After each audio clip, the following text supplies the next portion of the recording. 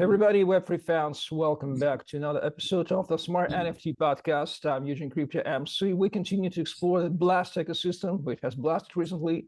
And let me announce my today's guest. He's Ollie from BlastOff. They blasted, and BlastOff is a revolutionary yield launchpad and yield aggregator built on Blast, of course.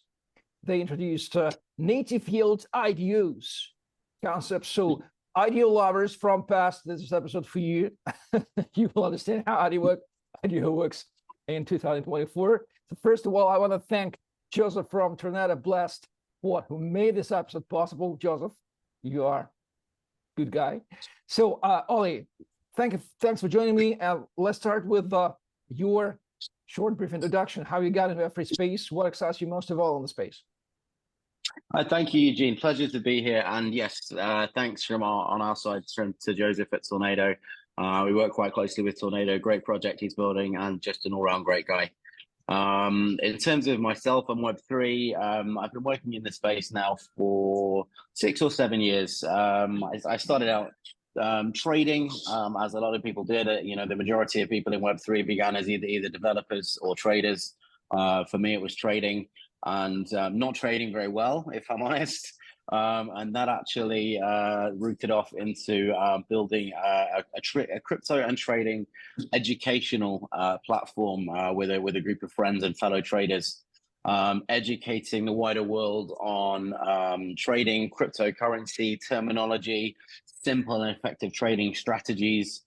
My personal focus was actually on creating the content for the educational materials, for the trading strategies, for articles, YouTube videos, all these kind of things.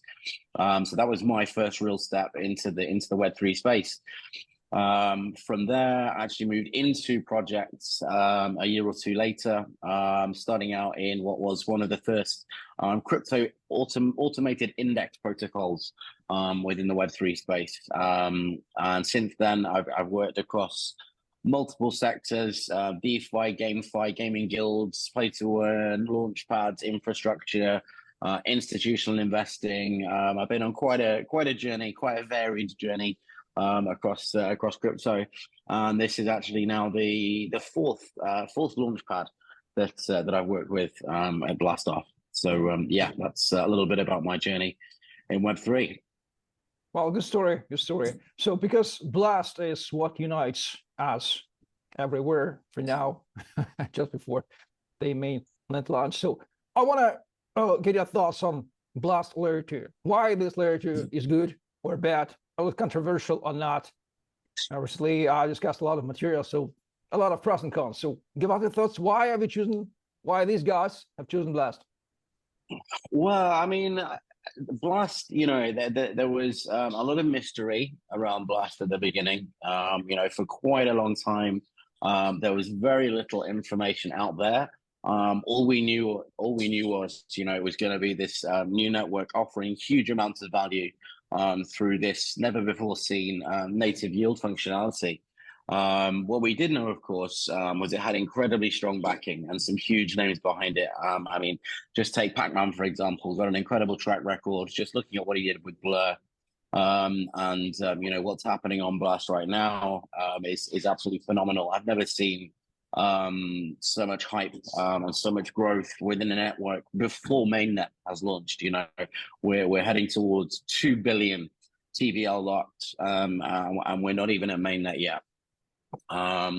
Blast, of course, the pros are, the native yield. That's where everybody is focusing the core of their projects at the moment. To take these tokens that have been around for a long time, stable coins, Ethereum, and turn them into yield generating assets through the T-bill yield on Blast. Is really quite incredible. We actually had a Twitter space, X space ourselves a few weeks ago, and a partner of ours put it quite well in the sense that what Blast have done, rather than sort of reinventing the wheel in terms of coming up with a new token with new features and all of these things, they're actually taking something that's a long-standing integral part of the crypto space and giving it new, very, very important, very valuable utility, which is quite amazing. Yeah. Well, we'll see how it will be working and how it will enrich the Web3 ecosystem at all. So let's start with exploring BlastOff. What's the main idea? What's the market values it brings to the market, and how this native yield IDO concept works? I'm personally wondering. Okay, so yeah, this actually, I mean, it's a large part of the reason that we're on Blast. In fact, it wouldn't be possible without Blast. We all know what IDOs are, or most of us do anyway. You know, an IDO platform is a platform that launches a project token for retail investors that are invested in that platform's tokens. You can name a few out there. You know, Engine, Startable, Perks, whatever they might be. You know, you have to hold and stake X amount of platform tokens to receive to be entered into a tier to receive an allocation into a launch, which is a nice system. You know, but within that system, there's a certain amount of risk. So what we've done with a YIDO is effectively remove the risk. A YIDO is a virtually zero risk investment opportunity. So to put it simply, let's say you want to invest in one of the projects that we're going to be launching, okay, and you've got 10,000 USD stables that you're willing to put up as collateral, not necessarily for investment. What you can do is you can stake and lock that within the BlastOff platform. That will then, of course, generate native yield. Now, as we know, native yield or any kind of yield takes time to generate, which is a bit of an obstacle, which is where yet another BlastOff innovation comes into play. Something that we're going to be launching very, very soon after launch is, at the moment, the name is Future Yield Credits. Okay, so your 10,000 USD that you have staked and locked, let's say you've locked that for 12 months, your yield, your native yield that you would generate on that is going to be 5%. So instead of waiting for your yield to build up, we're actually going to provide your entire 12 months of yield as soon as you stake and commit your assets to lock on the BlastOff platform. So all of the yield that you would generate across those 12 months, you have access to straight away. It's perfectly secure for us because your assets are safe and secure in our vaults. It's perfectly secure for you as well because we're simply calculating the yield you would receive. We're providing that with you straight away. You're able to invest that in IDOs, YIDOs, project launches of your choice. And the risk-free factor is the fact that at the end of your lock period, all of your assets that you initially staked to obtain that yield are returned to you. So you start off with 10,000 USD or 10 ETH, whatever it might be. You still have that at the end of your lock. And so by purely focusing our investors' allocations on the yield they generate rather than their own hard-earned capital, removing that risk and creating a virtually zero risk IDO. By the way, let me clarify. Would this concept of native yield IDO have been possible on any other chain? No, just no. on Blast, because Blast has native yield, right? Yes, exactly that. Exactly that. Blast has made BlastOff possible. Yeah. Well. So I got my point. Let me ask you the following. When I saw first IDO on BlastOff, looked quite surprisingly because I thought that IDO concept was forgotten a couple of years ago. It was rocking in 2019, as I do remember well. So don't you think that the fundraising market in Web3 has drastically changed and mass users are rather ready to participate in testnets like we do in Blast than IDO, which was popular some years ago? To a certain degree, yes. But I think actually, to be honest, a lot of people feel that way, quite simply because, you know, there was far less project launches during the last couple of years because we've had the bear market. If you look at some of the bigger, more reputable IDO platforms out there right now, I could name a couple straight off the bat. They're doing very, very well with project launches. Yes, the pre-sale model, another example, has become quite popular in the last year or two, quite simply because it's going direct to a community. this testnet model that Blast have used, is it going to impact the IDO model? Personally, I don't think so. As much as users have got involved with testnets, all of these projects, they are still going to be launching their tokens. And while there are other token launch methods, for me, there is still a very strong, solid place for a launchpad for an IDO platform. It gives a project instant access to a huge community of the right audience. Our launchpad's community is I say 100%, let's go with a high percentage, 80-90% retail investors looking at getting into projects. So by launching with a launchpad, you are targeting the right audience for you.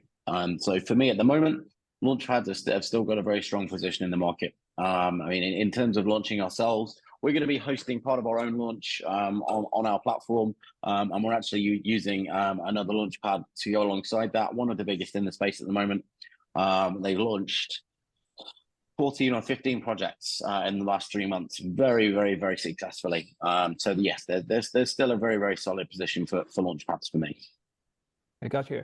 Is there any support for IDO projects provided on BlastOff, apart from the core option, just selling the tokens on IDO like it should have?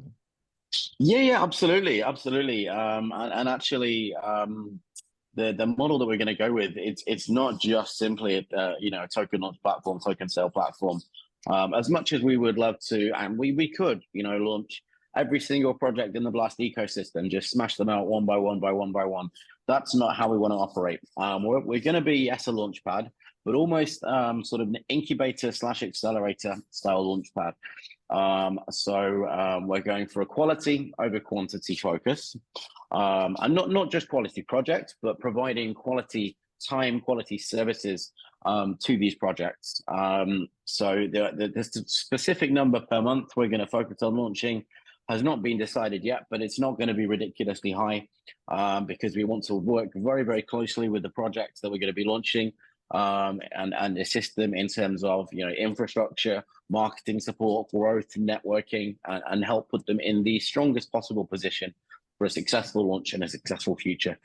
So no, we're not just a token sale platform. We're very much a sort of longer term project partner, both pre, during, and post token launch.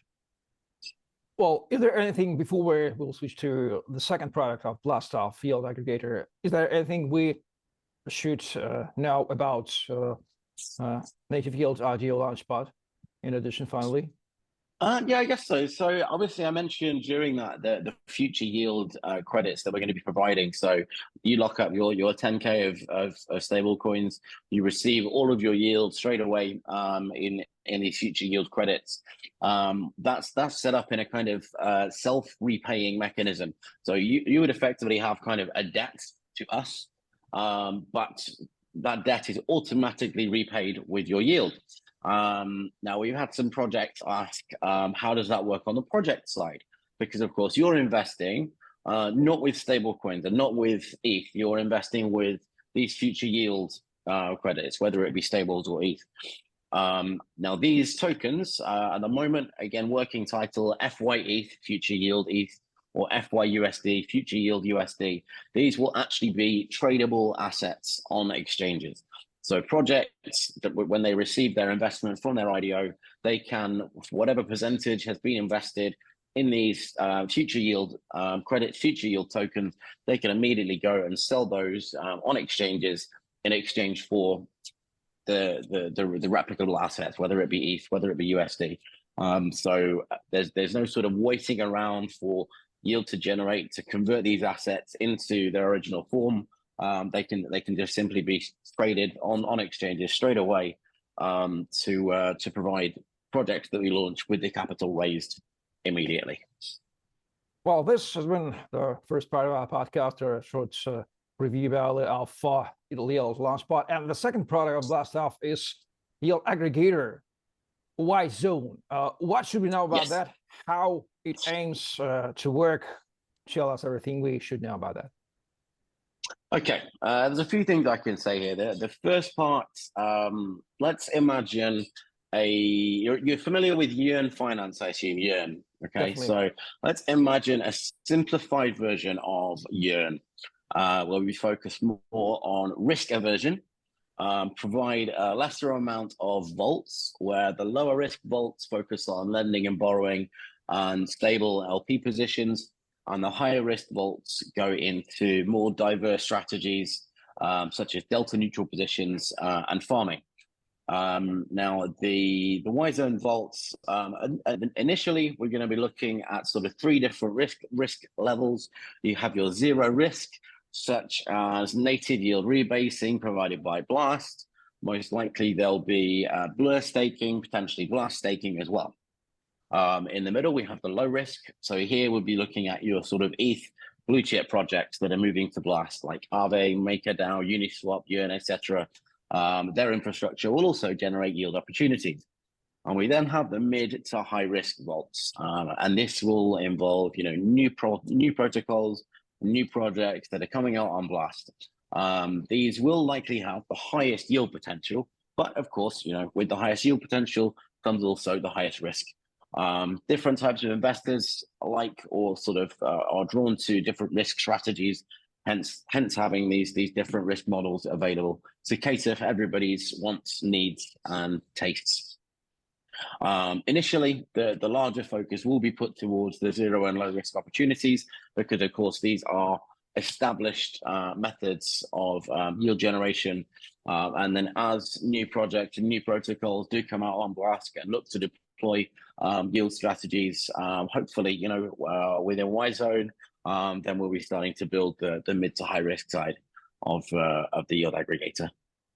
Well, my tech colleagues asked me to ask you the following question. Do you plan technical integration of protocols which deal with lending or DEX position liquidity?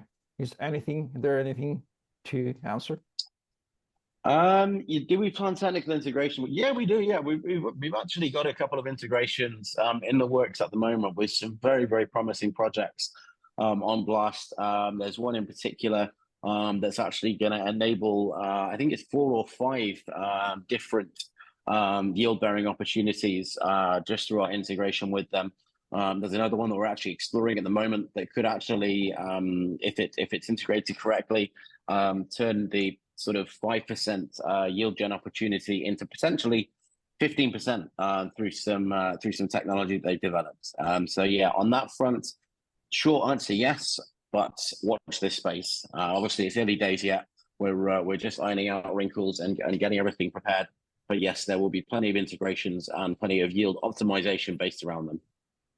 I didn't find anything about roadmap. Maybe I was looking not so accurately. What should we know about roadmap of BlastOff? Where is it? On what stage and what to expect in 2024? So roadmap wise, we've not planned too far ahead yet. Although I say that planning has significantly accelerated recently. So back before Blast released all of their documentation, there was a lot of mystery, a lot of uncertainty around exactly what was going to happen with Blast. So if you actually look at our roadmap, it actually says, and I believe this is word for word, if Blast L2 goes live as expected. That just goes to show how little info there was out there. So we had to hedge our bets, so to speak. And the plan there is, our token launch. Initially, we were going to launch on ETH and bridge to Blast. The plan there has changed now. We're actually going to be launching the majority of our token directly on Blast through our own platform, partially through another IDO platform as well, which I believe will be on ETH, and then migrate to Blast. The first launch following that will be staking and our Blast Forced score system, which is related to IDO allocations, our tier system, and that will be coming out pretty soon. And then, of course, native Blast Yield staking. So it'd be great to launch our YIDO platform first, but because of how our IDOs are structured, we need to have the native Blast Yield staking launched first, so that we can generate, or investors can generate yield, generate these future yield credits to be able to invest in IDOs. So first of all, you can expect the native Blast yield staking, first YZone vault, and as soon as the first YZone vault is launched, you'll be seeing multiple IDOs coming out in the next sort of 2 or 3 months. Again, following that, we'll be launching further YZone vaults and a continuation on a nice stream of high quality YIDOs launched on BlastOff. Well, so we have covered 2 core products of BlastOff. Let's switch to the BlastOff team. How big is it? Because it's from first sight, it seems that many resources should have been drained to every of the project. Is there any risk of diluting the resources between these 2 key projects, launchpad and aggregator? So how would you describe the situation in the team, and what should you know about that? Risk of dilution? No, not really. I mean, the products themselves, the yield aggregator is largely going to be automated. Yes, of course, there's going to be a certain amount of manual work involved just to make sure everything's running smoothly, but it's going to be largely automated. The team's predominant focus is going to be on the YIDO side of things. That being said, we are actually actively looking to expand and grow the team at the moment anyway.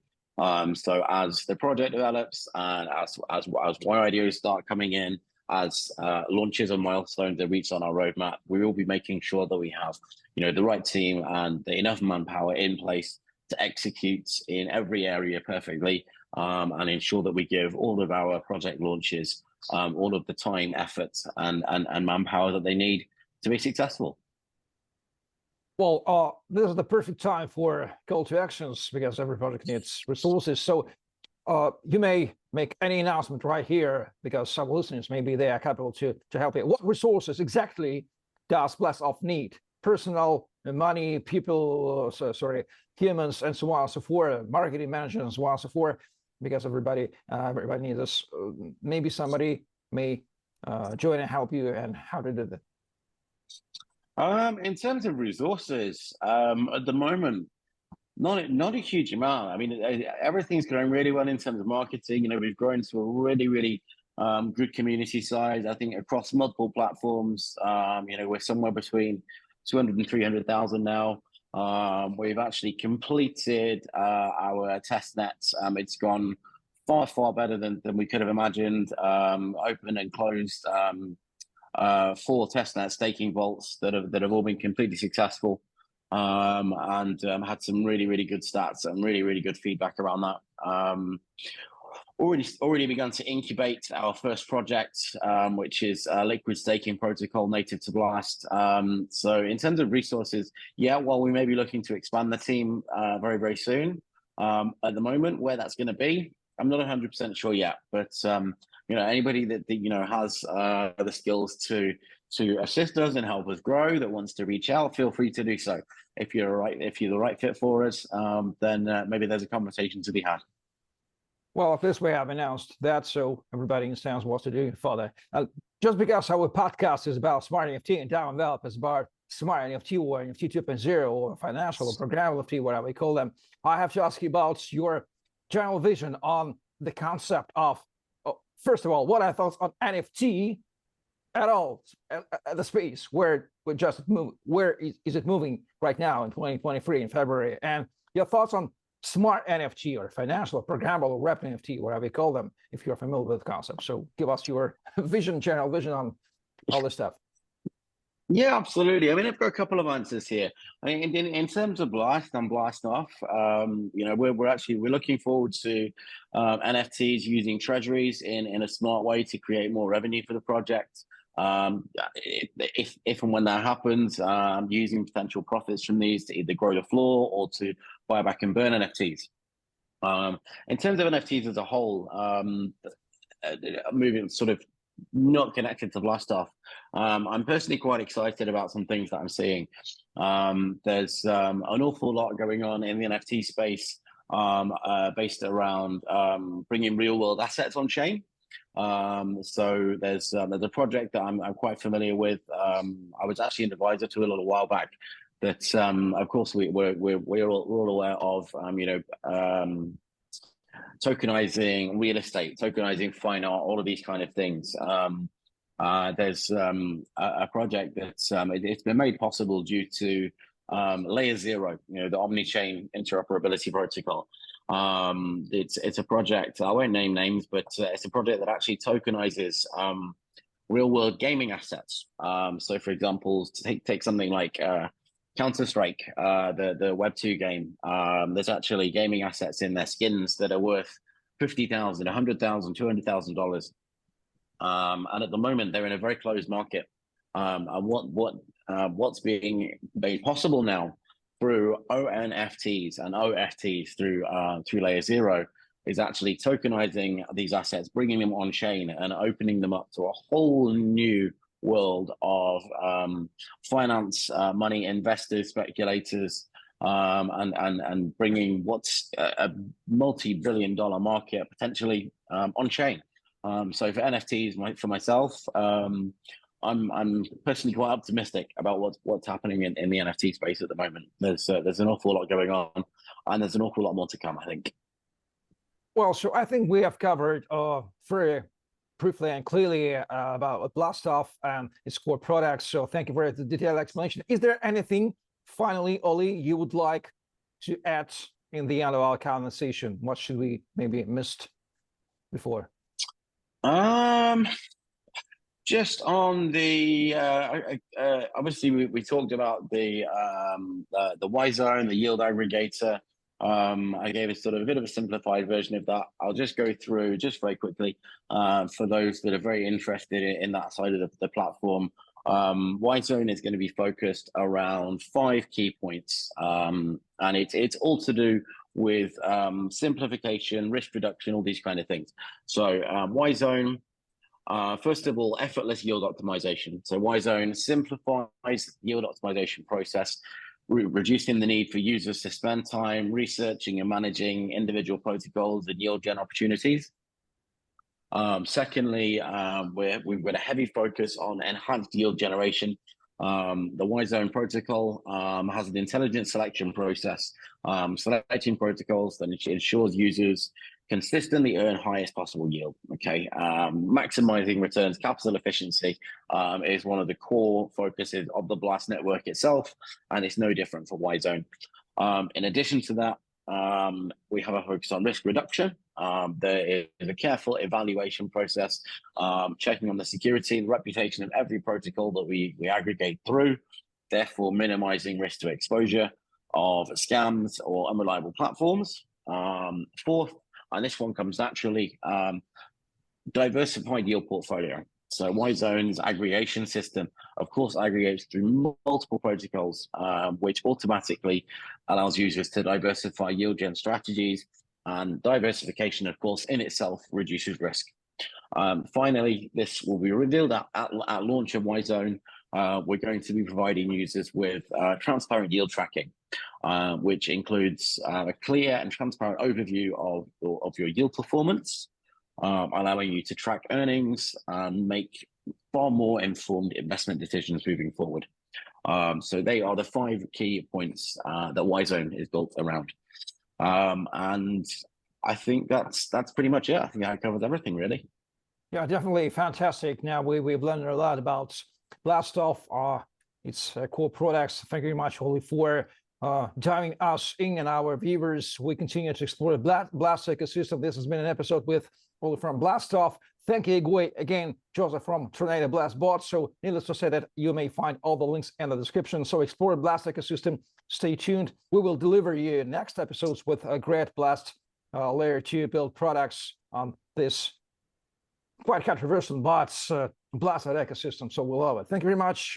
Please like, share, subscribe, stay tuned, and build Web3, contribute, because Web3 works by the motivated contributors like Ollie, me, Joseph, and all we guys. Thank you very much, and bye-bye.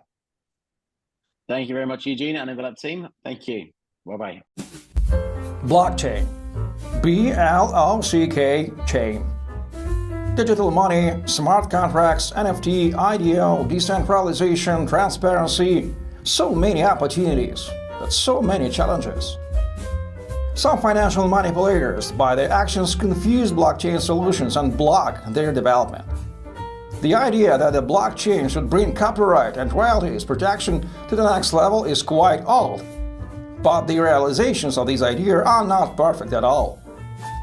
There is another problem of determining the value of a particular cryptocurrency or NFT. These and other problems need to be solved. Fortunately, the blockchain infrastructure is evolving.